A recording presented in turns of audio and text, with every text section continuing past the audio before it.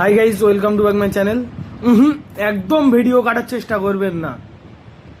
সবসময় তো দেখেন এটা ওটা, এ ভিডিও ও ভিডিও, ওই ভিডিও কাটবেন কেন? ভিডিও দেখুন। আজকে একটা বক্তব্য দিয়েছি, দেখুন। ভালো লাগলে লাইক শেয়ার কমেন্ট করে বলবেন প্লিজ। আপনাদের জন্য কষ্ট করে কন্টেন্ট বানাবো আর আপনারা ভিডিও দেখবেন না, কেটে দেবেন? এটা কখনো হয়? দেখুন পুরোপুরি ভিডিওটা। 120 বিধানসভার প্রার্থী আইএসএফ এর ভাইজানের মনোনীত প্রার্থী মিন্টু সাহাজি ওরফে মফিদুল হক সাহাজি, আর একদিকে প্রার্থী আনিসুর রহমান ওরফে বিদেশ। তো এনাদের দুজনার এখন কন্টেস্ট হবে এবারে দেগঙ্গা বিধানসভায়। খুব হাড্ডাহাড্ডি লড়াই হবে।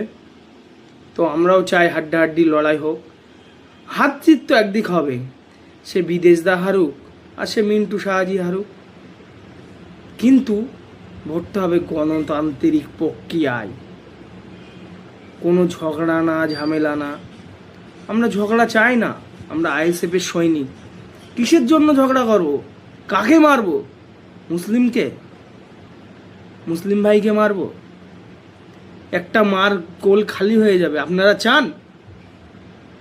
আপনারা সেই জান দিতে পারবেন? আপনারা 10 লাখ টাকা দিলে হবে না, সেই জানটা আপনার ফিরিয়ে দিতে হবে। একটা মার কোল খালি হয়ে যাবে। এই জন্য আপনাদের আমি করে হাত জোড় করে অনুরোধ করছি, আপনারা ঝামেলায় জড়াবেন না। 5 বছর অন্তর একটা করে ভোট। আপনার যার ভালো লাগবে তাকে দেবেন ভোট। আমার কাছে কি আইএসএফ কি টিএমসি, আপনার যাকে ভালো লাগবে আপনি তাকে দেবেন ভোট, ঠিক আছে? তো আপনারা এই বলছেন যে ভোট না দিলে লক্ষ্মী ভাণ্ডার অফ করে দেব, তারপরে আপনার যুবশ্রী, কন্যাশ্রী, রূপশ্রী, সবুজ সাথী, তারপর ঘর দেব না, ঘর আটকে দেবো। কোনো দিন এটা পারবেন না। কেন বলেন দিন?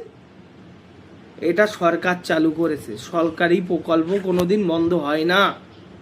এটা আপনারা ভালো করে জানবেন। বিশেষ করে মায়েরা, আপনাদের জোড়হাত করে বলছি, আপনারা ভুল বুঝবেন না। আপনাদের লক্ষ্মী ভাণ্ডারের টাকা অফ হবে না, ভূমিহীনির টাকা অফ হবে না, আপনাদের মেয়েদের কন্যাশ্রীর টাকা অফ হবে না। সরকারি প্রকল্প চালু হয়েছে, সে প্রকল্প আর বন্ধ হয় না। তো আপনার গণতান্ত্রিক অধিকার, আপনি কাকে ভোট দেবেন